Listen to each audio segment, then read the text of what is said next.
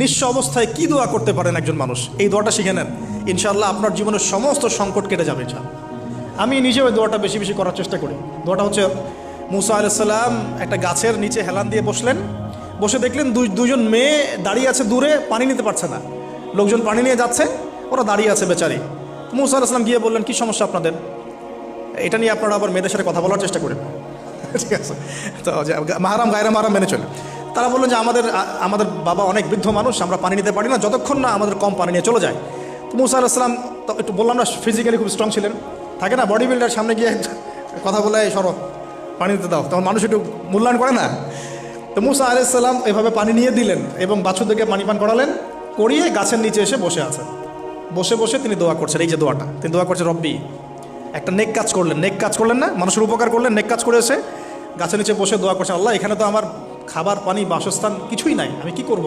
রব্বি ইন্নি লিমা আনজালতা ইলাইয়া মিন খায়রিন ফকির, রব্বি ইন্নি লিমা আনজালতা ইলাইয়া মিন খায়রিন ফকির। আবার বলেন, রব্বি ইন্নি লিমা আনজালতা ইলাইয়া মিন খায়রিন ফকির। অর্থ হচ্ছে, হে আল্লাহ, তুমি তোমার পক্ষ থেকে আমার উপরে যে নেয়ামতগুলো দিবে, আমি এর জন্য ফকির হয়ে বসে আছি। আল্লাহ অর্থ বুঝে পড়বেন ভাই, নামাজ রোজা হজ জাকাত যাই করেন আল্লাহর ওয়াস্তে অর্থ বুঝে পড়বেন।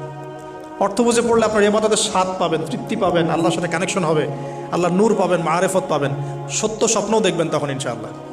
তখন শুয়ে শুয়ে সত্য স্বপ্ন দেখবেন ইনশাআল্লাহ। আল্লাহ পাক তৌফিক দান করে দেন।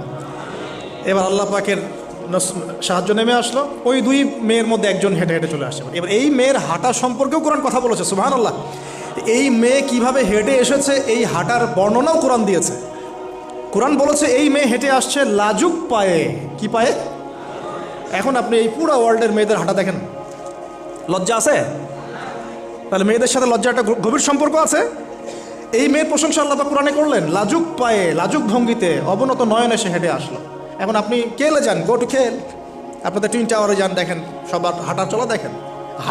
হায়া লজ্জার কোনো বালাই আছে এখানে? আমি গত লেকচারে বলেছিলাম যে আদম আলাইহিস সালাম এবং হাওয়া আলাইহিস সালাম, ইবলিস তাদের সাথে প্রথম যে আচরণ করেছে ওই ফল খাওয়ানোর পরে, সেটা কি? তাদের গা থেকে পোশাক খুলে পড়ে গেছে, মানে নগ্ন করে দিয়েছে আমাদের পিতামাতাকে। মহাবিশ্ব নগ্ন করে দিয়েছে কে? ইবলিস। এখন এই পৃথিবীতে আমরা যারা নগ্নতার চর্চা করছি, তাদের কার এজেন্ট আমরা বুঝতে বাকি আছে? আমার কথা কি বুঝতে পারছেন কি না? এই কানেকশন মেলানোর চেষ্টা করেন, ডটসগুলো মেলানোর চেষ্টা করেন।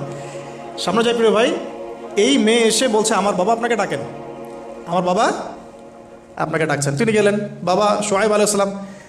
তখন এক বোন ইনডাইরেক্টলি